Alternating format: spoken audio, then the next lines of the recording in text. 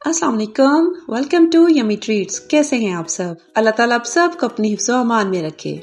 मुझे मेरे बहुत ही प्यारे स्वीट हार्ट्स ने कहा कि गर्मी आ गई और आपने सिर्फ कद्दू टींडे ही पकाने शुरू कर दिए हैं, तो आज मैं उनके लिए लेके आई हूँ एक बहुत ही क्विक, यमी और जूसी किस्म के कबाब की रेसिपी। बहुत ही मज़ेदार है और झटपट बनने वाली। तो आइए बनाना शुरू करते हैं। लेकिन उससे पहले चैनल पे नए हैं तो जल्दी से सब्सक्राइब करें और बेल आइकन प्रेस कर लें ताकि आप कोई भी यमी रेसिपी मिस ना करें। तो आइए आज की रेसिपी शुरू करते हैं। बिस्मिल्लाहिर्रहमानिर्रहीम।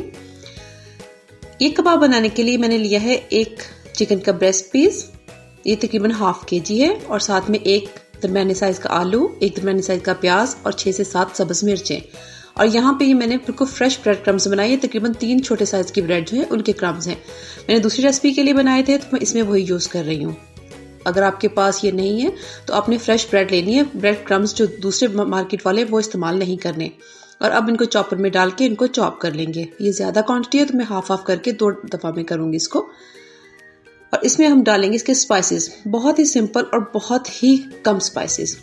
1 टीस्पून नमक, 1 टीस्पून काली मिर्च, हाफ टीस्पून लहसुन का पाउडर और हाफ टीस्पून ऑरिगेनो। अगर आप इसको एक्स्ट्रा स्पाइसी करना चाहते हैं तो आप इसमें चिली फ्लेक्स भी हाफ टीस्पून ऐड कर सकते हैं, और 1 अंडा। लेकिन मैं जैसे पहले बताया कि मैं इसको एक्स्ट्रा स्पाइसी नहीं करूंगी। इनको अच्छे से मैंने ब्लेंड कर लिया और जो बाकी था उसको भी ब्लेंड करके इसमें मिक्स कर दिया। और अब यहाँ पे मैंने एक ब्रेड का खाली पैकेट लिया है। आप कोई भी जिप लॉक बैग ले लें, कोई भी पॉलिथीन का बैग ले लें और उसमें इसको डाल के हम बनाएंगे। इन कबाब की खास बात यही है कि इनको शेप नहीं देनी पड़ती। ये बहुत ही झटपट और क्विक किस्म की रेसिपी है। यहाँ से एक साइड से इसका किनारा काट लिया। कोशिश किया करें किचन के कामों के लिए किचन सीजर आप अलग रखें, दूसरी सीजर किचन के काम के लिए इस्तेमाल ना करें, अनहाइजेनिक होती है वो।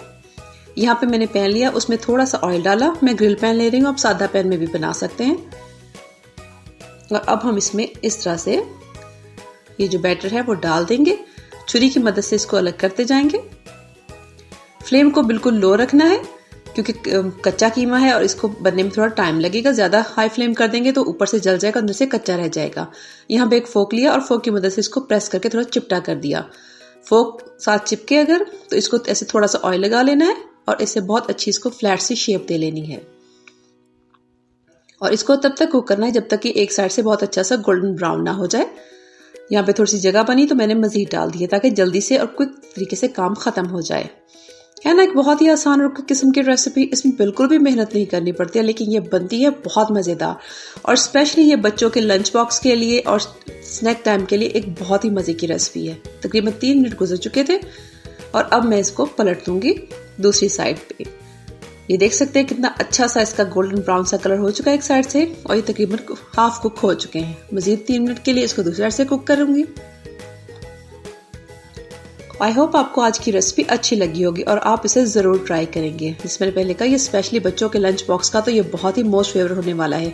नगेट्स से हटके एक डिफरेंट किस्म की रेसिपी, लेकिन बहुत पसंद आएगी। बनाने का तरीका भी अलग है और टेस्ट भी इसका नगेट से अलग है। 5 से 6 मिनट लगते हैं टोटल। और ये देखिए कबाब जो है बहुत अच्छे से गोल्डन ब्राउन हो चुके हैं और अंदर तक अच्छे से कुक भी हो चुके हैं। और अब हम इनको निकाल लेंगे और सर्व करेंगे। जी हाँ, यहाँ मैं इसको सर्व कर रही हूँ केचप के साथ। एक बहुत ही मज़ेदार किस्म की रेसिपी। तो कैसी लगी आपको आज की ये रेसिपी? अच्छी लगी है तो इसको लाइक कर दें और आगे शेयर भी कर दें। और इसे ट्राई करके मुझे फीडबैक भी ज़रूर देना है। फिर आऊँगी किसी और रेसिपी के साथ। तब तक के लिए अपना बहुत सा ख्याल रखें। अल्लाह हाफिज़।